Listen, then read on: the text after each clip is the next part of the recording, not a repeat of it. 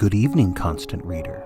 Tonight, we are listening to a true crime podcast that explores an incident that will be familiar to those of you who love the phantasmagorical short fiction of our favorite author, Stephen King. For tonight, we examine the case of the Gray Matter.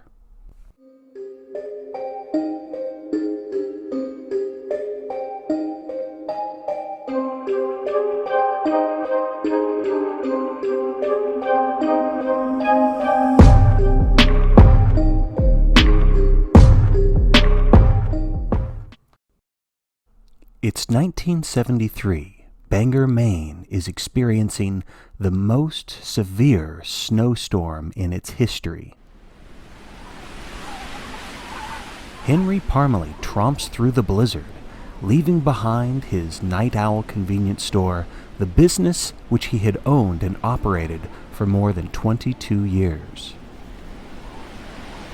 He walks 3 blocks accompanied by 2 men who carry along several cases of beer. Harrow's Supreme Lager, to be exact. The 2 men believe that they are making a delivery to a sick customer, but instead of delivering beer, Henry Parmalee delivers 3 bullets. When Richie Grenadine opens up his apartment door, Henry shoots his longtime customer point blank in the face. That night, unsurprisingly, the police arrest Mr. Parmalee. Most of the neighborhood is quite surprised, but assume that it's simply a violent dispute over an unpaid tab. However, if one believes the testimony of some of the key witnesses, this violent incident becomes very unusual, for some claim that Henry Parmalee not only acted in self-defense, he may have saved the world. But before we decide whether Parmalee is a savior or a psychopath, let's back up and examine the life of the victim. Richie Grenadine, known to the locals as Richie, led a sad, secluded life in the months leading up to his murder. A single parent in his late 30s, Grenadine worked at the lumber mill outside of Bangor until an accident involving the pulper machine injured his back. From that day onward, Grenadine received workman's compensation, and according to those who knew him, he became morbidly obese. One of the chief culprits in his rapid weight gain was his fondness for beer. By October of 1972, Grenadine was too obese to walk down the 3 flights of steps and 2 blocks to Henry's Night Owl, and so he began sending his 12-year-old son, Timmy Grenadine. For several months, Timmy would arrive at the store in the late afternoon, handing over a note written by his father, as well as enough cash for a case of beer. This delivery was made every day, rain or shine. Then, on January 18, 1973, Timmy rushed into the store, visibly frightened. He expressed great concern for the well-being of his father. One customer recalls the boy saying, "Oh Lord, it's awful."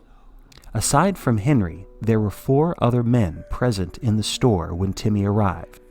Bill Pelham, Bertie Connors, Frank Narrator, and part-time clerk Carl Littlefield. These men did not hear everything that Timmy had to say because Henry quickly escorted the boy into the back room. Bill Pelham later testified that he could hear the boy crying as he responded to Parmalee's questions. However, he and the other men could not make out any specific words or phrases. All they really knew was that the boy was deeply upset. After no less than 20 minutes, Henry emerged from the back room. Timmy had been sent up to the Parmalee residence above the convenience store, where Henry's wife would take care of the boy and feed him a grilled cheese sandwich. Next, Henry asked 2 of the men to help him make the delivery to the Grenadine household. Bertie and Frank volunteered and loaded up a case of Harrow's Supreme Lager. While this was happening, Henry Parmalee loaded his .45 caliber revolver. Then, the 3 men walked out into the blizzard. It was 28 degrees that evening, not counting the wind chill factor. And since the plows hadn't cleared the streets, the 3 men continued on foot from Ohio Street all the way up to the corner of Harlow and Curve Street. On the way to Grenadine's apartment, Bertie Connors asked what the boy had said.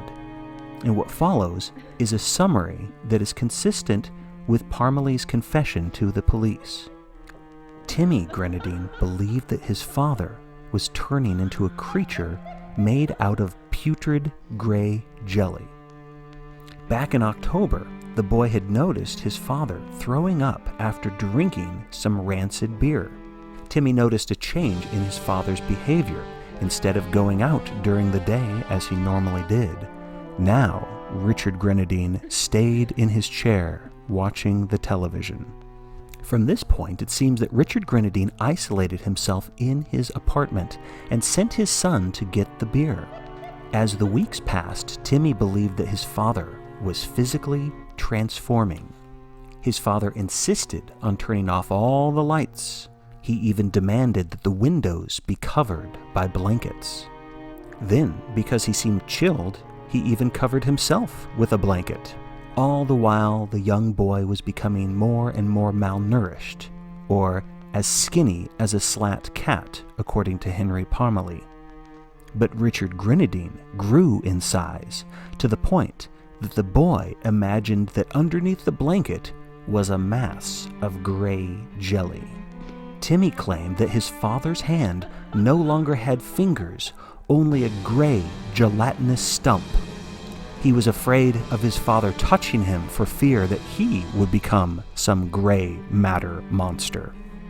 And finally, Timmy claimed that his father had eaten a dead cat. Based on the boy's description, it sounds as though Richard Grenadine was metamorphosizing into the Blob, a fantastical idea.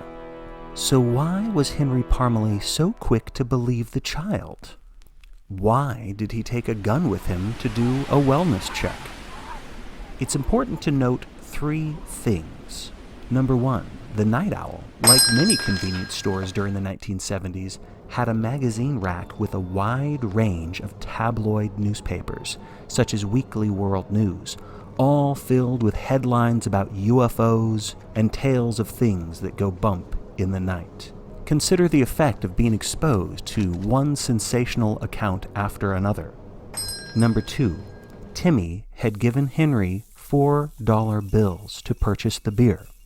The money was covered with a slimy gray substance with an unpleasant odor. This detail shows up in the testimony of all four men.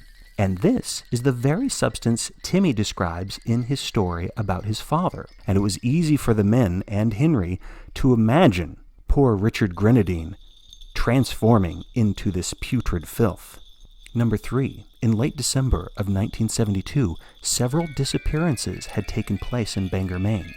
2 girls had gone missing, and a well-known and oft-beloved transient had also disappeared. At the time, police had privately suspected that the homeless man might be responsible for kidnapping the girls, and it should be noted that as of 2023, those 3 disappearances remain unsolved. But on that night, 50 years ago, Henry Parmalee suddenly had a theory. If a blob of a man could devour a dead cat, then that blob of a man could just as well devour a child or 2, perhaps even an old wino. With this untested hypothesis in his mind, and accompanied by the 2 frightened men who were now also convinced of the boy's story, Parmalee knocked on the door with the butt of his gun. What follows, according to both Bertie and Frank, is an awkward conversation through the door. Richie, this is Henry Parmalee from down at the Night Owl. I brought your beer. Where's Timmy? Where's my boy? He's at my store, having a decent meal. Open the door and shove the beer through. Only you got to pull all the ring tabs first. That last line confirmed the theory, at least from the perspective of Parmalee and the others. Because Grenadine needed someone to pull the ring tabs in his beer cans, to the men it could only mean that Grenadine's hands and the rest of his body had become blobified, as if he was oozing into an alien creature. With those frenzied images in the minds of the three men, the door suddenly flung open. What the men saw, or thought they saw, was explained during this police interrogation. According to Frank, he was a huge wave of jelly that looked like a man. Its eyes were flat and yellow and wild. Only there wasn't two, there were four. In a separate confession, Henry would describe Grenadine the same way. A second after the door flung open, Frank and Bertie ran away, screaming. They weren't there when Henry pulled the trigger 3 times, and because of that, they each escaped criminal charges. Henry was not so lucky. According to Parmalee's testimony, he shot the blob in its face several times. The third shot struck the yellow eyeball, and according to Parmalee, the creature then collapsed into a lifeless puddle of gravy. According to his testimony, he stumbled down the stairs, he returned to his convenience store, and that is where he called the police. It took the officers over 45 minutes to make their way through the blizzard. When they arrived, this is what they found. Victim is adult male, white, bald, approximately 5'10", approximately 300 pounds, wearing only underwear and a blanket. Single bullet wound into left eye, exit wound back of the head, pair of reading glasses next to the body. That was a brief sample of the police report. Throughout the entire document, there is no mention of a slimy substance. Not on Grenadine's body, not in the apartment. There was an awful stench in the apartment, but detectives claimed that was merely because of the rancid garbage that Richard Grenadine and his son had allowed to pile up within the apartment. There was no sign of a dead cat, a dead child, or a dead wino. Henry Parmalee was taken into custody that evening, and during his interrogation, he refused to change his interpretation of events.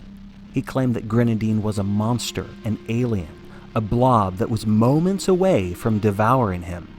He claimed that before pulling the trigger, he saw Grenadine begin to divide, begin to split in two. He imagined that Grenadine was no longer there, that it was only this gray matter substance that was going to divide and multiply and harm the human race. The two other men, Bertie and Frank, shared their theories with the police, stating that they believed very much the same. And yet, the autopsy found nothing otherworldly, no traces of the gray matter. However, they did note that Richard Grenadine had been suffering from an advanced case of diabetes. They explained that it was diabetes which had caused the grotesque swelling all over Grenadine's body. It was the disease that may have ruined Grenadine's vision to the point that his eyes were bothered by the bright lights, which is why he had made his son turn off all the lamps and put blankets on the windows. And Grenadine's reading glasses might explain the reason why the three men thought they saw a four-eyed creature.